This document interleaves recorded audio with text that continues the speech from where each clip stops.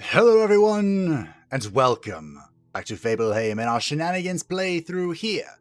In MISTOVER, we are joined by Lenny, who I'm going to skip all of her dialogue because we've been here before, we've done this before, we have aided her before. We are here in the very first zone that I forgot to look at what its name was actually called. Collapsed Church? That might be it. We are here to collect meteorite fragments to investigate the mysterious power that lays in the ruins of the cathedral. But we are here for more than that. This is a lowish level zone for our level 7-ish characters, but I'm here to conduct science. And depending on how much of a clickbait I made the title, that science is to see if the witch can tank. Now, you might be saying, that's insane. That's crazy. But I have a plan. If you notice at the end, or not at the end, but in last episode, we talked a lot about Star Striker, the AoE ability, cooperative ability of the witch, and I think I'm just, well, that works too, of the witch and the Ronin that deals damage to everybody and heals the witch. Yes. Are you on the same train of thought now? We are going to use this ability to heal the witch as she tanks. Now you may be wondering, how on earth are you going to get the witch to tank? Well, that's a great question, because I was going to use masochistic pleasure, but I'm in the wrong freaking lane for that. Well, that's what I was going to do. But do not worry, because my ideas still work mostly. We'll just move the sister up, which actually concerns me a little bit, because this is Lauhi, which we haven't seen in a little bit. But if you recall, Lauhi is only level 4, so this might be a little risky. But hey, I've risked it for the biscuit before. But I have so much to talk to you all about. It's actually maybe too much. But here we go. Alright. The Shenanigans playthrough began a while ago, didn't it? It's been a fun time. We've done a lot of stuff, we tried a few things, and I've been a little disheartened. And that's mostly because of the way that the bleed build has, well, kind of fallen through. We're gonna try this even though I'm scared. I'm scared, but we're doing it. Here we go. We'll save this, and we will attempt to tank with some of the squishiest characters in the game. That may be foolish, but we're gonna give it a go. So, I'm a little discouraged by how the... by how the bleed build worked, or didn't work, depending on how you want to approach it. And my thoughts are to kind of give up on it. I'm not completely giving up on it, but I'm kind of giving up on it. Does that make sense? And instead, my idea for... I've concocted an idea. A build that we can take very far into the future, and that we can focus on that and move forward with the story and progress to victory. Tanking witch. And that idea is this. We're going to basically do what you see now. We're going to have the witch and the Ronin in the center column. I was also going to have the werewolf here, but he's a little busy at the moment being in the front line. But the werewolf can be exchanged for the Shadow Blade, because I actually did some research for once. Now you might find that strange. I've been making videos and guides and stuff for a while for MISTOVER, but I finally looked stuff up, and I learned a lot. Namely that speed is key. Absolutely key. And I've had some talks before with people, how valuable Mental Amulet is, and I've talked about it before a lot. Which is why Hisi now has Mental Amulet. He has so many skills, it's actually ridiculous. It's kind of a waste to give him so many, because, you know, there's only so many skill points in the world. But at the same time, this just means he can do whatever is needed, whenever it's needed. Isn't that nice to have such a versatile character? Do I even need? No, I don't. So Hisi is our dedicated buff bot. He also has Paper Turtle with us, and this can be used to create a 6th body on the field that just spams provoke, but it also moves forward once. And I've talked to people before about using this as a way to put people back in position, but I never really thought about it until now. So yeah, that's the plan. The Paper Turtle can be used as a body to take a hit for us, or we can use it to put people back in position, which may be very helpful, because our current setup relies on the Ronin and the Witch being in a very particular situation. So if they can move out of the way, well, you know, we can put them back. Now, I've said, you may be looking at this group and you're like, well, there are a lot of powerful characters here, and you've said that this playthrough is for underrated characters and underrated abilities. And yeah, I did say that. But I also said it was to utilize characters I've personally never utilized before. And guess what? Almost everyone on this team except the Ronin is characters that I kind of ignored. I mean, and the sister, because you can't really ignore the sister. She has such a commanding personality, as the game's resident masochist. But yeah, so that's my plan going forward. We'll, if I think it's necessary, we can incorporate bleeds and stuff, or I can try again if that's something you guys really, really want to see. I can try and work it in. But for now, I think that is the approach that we're going to take. We're just going to lean super heavy into the Witch. And the Ronin will be our tank. And then the position of Dra will be... Ooh, can I kill them? Hey! The position of Dra can be replaced by our Shadowblade, if we want, or he can remain that way. So you have to let me know if you prefer the Shadowblade or the Werewolf.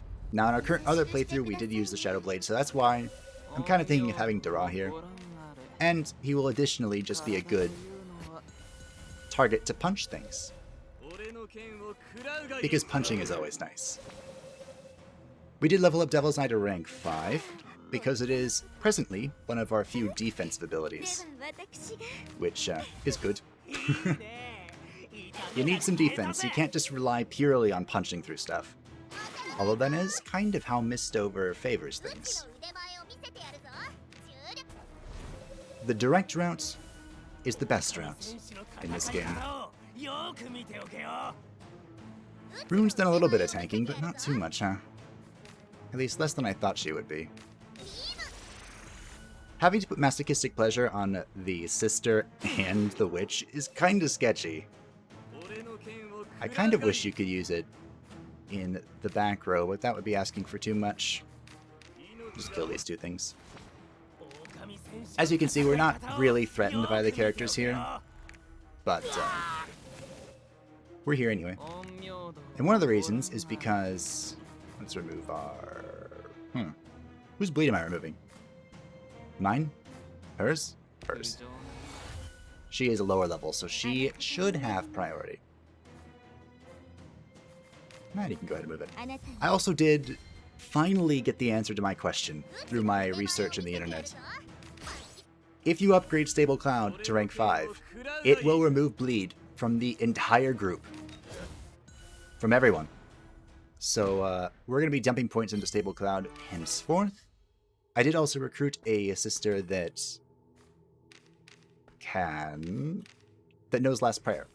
And Last Prayer is a buff that lasts for 3 turns that can prevent death once, and then it'll disappear. When the game first launched, it was crazy strong. It used to just give you like 3 turns of undying. It was bonkers. So it's been toned down a little bit. Perhaps brought into line with other abilities. But we'll see. I think, overall, if you're looking to min-max stuff, Last Prayer will be better than Masochistic Pleasure. I'm just kind of using it as an experiment, to see if Rune can tank with the big boys. Speaking of tanking, I finally learned what defense... I should have done research way sooner. I would have learned a lot more, huh? Anyway, defense is a stat that... Let me see if I can show you. Analyze, bop. You can see defenses that shield right there. Rune has 0. And this is what differentiates squishy people like the Witch from tanky people. I mean, even my own Miyoshi has 10. From tanky people like the Ronin, who currently has 18 because of this divine Steely. And I did learn that it was a percentage mitigation. So 18% reduced damage for the Ronin. I thought it was like a worst case scenario. I was thinking maybe it could be just a like a direct reduction. Like if you had 18 defense, such as Masamune, you would reduce 18 damage. That would make it really bad. So I'm glad it's not that. I also thought maybe it was a way to reduce your chance of being critically hit, but not that either. So I'm glad that I finally learned what it was. And I think we're going to end up giving almost everyone a Steely to increase their defense. Because what ended up killing our Grim Reaper in the hardbow playthrough was none other than a crit. And it hit so hard. It hit for 750 something. So even just 10%, 10 defense would reduce that to... It would reduce it by 75. Or 7... brain. Maybe 75? 70-ish. Something like that. You know what I meant. It would reduce it enough that it might not be a fatal blow. Unfortunately, Rune has been stunned. Our poor little girl. Is that everything I need to talk about? Regarding... That was just me talking about the series and what I've learned so far. So, now that that's out of the way, there's going to be an update to MISTOVER.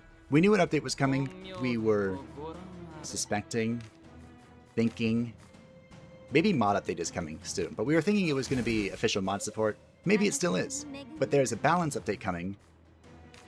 They hope it's coming in December 2019, but that means it could be delayed until January 2020. And basically the update, what it does is heal yourself. The update is a balance update, so it's changing a lot of things. Just like an insurmountable amount of things. I believe it said that they were reducing dungeon size and monster amount by 75% of the current amount, which is a lot. Does that seem excessive to anyone else? It's a lot. Just trust me on that, okay? They're also changing jinxes, so that whenever you change your jinx... Ooh. Nice. Whenever you change your jinx at the training camp, instead of just randomly rolling it and maybe getting something good, maybe getting something bad, it will always be a positive jinx, which is good. And holy crap. Oh yeah, that's the sword we came here for. I'm like, duh. I'm like, we got a second one. No, that's the one we're here for. I wanted to come here because Masamune is still weaponless, so we're going to put an end to that. I'm also going to enlighten into this because I enjoy it very much. There are a number of other changes as well, like clarifying how the Doomsday Clock works. For people that were a little confused, there's recruitment changes. It's kind of insane. I've forgotten how many things there were. But it is a ton of balance changes. It will make the game a little less difficult. Or at the very least a little less punishing. Personally, I think they're kind of going overboard. But considering how few people have the achievements like killing the Orbis Brain, then maybe it's needed. Maybe. Also, Rune has tanked a lot less than I thought she would. This whole can only be used in the middle or front column has really put a dampening on my plans. Having both the sister and the witch tank sounds sketchy. Very sketchy. Well, that's everything here. We did it, team. I was just talking the whole time. I don't even know if I said anything useful. Did I? Maybe I did. I hope I did. So this is the group, the level of everyone. Our next quest is actually to kill Kolshe, the ivory immortal mage dude, which I think is going to go pretty well, based on how the performance was this time. Always guarded in the cursed town, that's the next zone. Love reversal. Let's see, did we get anything good? We got quite a... Oh, yes, I forgot to mention. I've talked a lot about how accessories are kind of excessive now, and they finally found the issue in the background. Basically, something from an upcoming DLC was leaked into the background, and so more accessories are dropping than normal. Now, I don't mind. I'm glad they found the issue. I'm glad they're fixing it. My real question is, what is coming for us that that increases the accessory rate over everything else? That's the real question for me. I have no idea. But hey, it is what it is. What do we got? The counter. It's not really what I want. Lightning kick, that's a taunt. Do we care? Almost perfect stats on her. Ooh. I don't really want that then. I was kind of hoping I could get... Ooh, maybe this would be good. Is using 2 ki on a 25% reflection and 25% crit worth it? I kind of wanted this. Part of me was curious if... I could have tested it. I don't think the taunt stacked. I was curious about that, but I don't think it happened. Show me what I got, Stefan. Ooh, 2 speed. Yes. Give me more speed. This weapon is really good. Move resistance, meh. So, you know, if we ever bring out the Paladin again, we have a pretty good weapon for her. This weapon is not very good, but it's better than nothing, which is what we were working with. So I hope everyone understands where I was coming from, what the strategy moving forward is. We're basically be relying on the Witch as our centerpiece, and everyone else will work around with her. With Hisi, we are basically using Muscle Amulet most of the time, but that's because we were higher level than the area. But we'll be popping off with Mental Amulet to give everyone hit and speed, and then we'll be buffing with Muscle Amulet, and we can remove bleeds with Purification as needed. We have Paper Turtle as well if we need to move people back into position. Let's see, with Lauhi, we did gain a rank, so we're going to continue pumping points into Sable Cloud. We can pick up the last prayer if we want. Just kind of having fun with masochistic pleasure. I don't think I'm going to use it on the boss, though. That sounds sketchy. So we're going to pick up this. We're going to keep pouring points into this until we have the group remove bleed, because that sounds good. Very good. Motoku is still here. She can come in if we want. Something to consider is that the Smoke Bomb evade buff is very useful. And that's why I was thinking maybe she could come in for Dora. But we did utilize a Shadow Blade basically for the entirety of the hard playthrough. So if you don't want to see her again, I don't blame you. Now there is also Laplace's Devil for the Witch. We could take out Wild Surge and put in this, which is a defensive buff just like Smoke Bomb. I'm not sure how I feel about having both incredible offense and our defense on one character, because if I'm pressing Laplace's Devil, I'm not pressing Star Striker. It'd be quite the dilemma, don't you think? But anyway, it's something to consider. The only reason I still have Wild Surge is because being able to cast Star Striker for free, that's pretty good. I like the idea a lot. We didn't need to use it in that one because it was way too easy, but, you know, just in case. Ooh, 59 HP. Speed. Speed is good. More speed. Reduced attack kind of sucks, but more speed. We're going there anyway, so. Am I okay with... Yeah, we just put it on Hisi. Hisi doesn't need to attack. He just needs to be faster. So we can pop off with Amulet, Mental Amulet, and go forward. Well, I hope this kind of clarified what we're doing moving forward with Fableheimr. I have had a lot of fun so far with this playthrough, and I want that fun to continue. So instead of stressing out over trying to create a bleed build that I don't think is going to work and that I don't really like, we're going to move forward with this, and hopefully you guys will enjoy it just as much, if not more. Because my goal is, of course, to see the ending of the game. And I think the only way we're going to get there is by punching everything in the face really, really hard.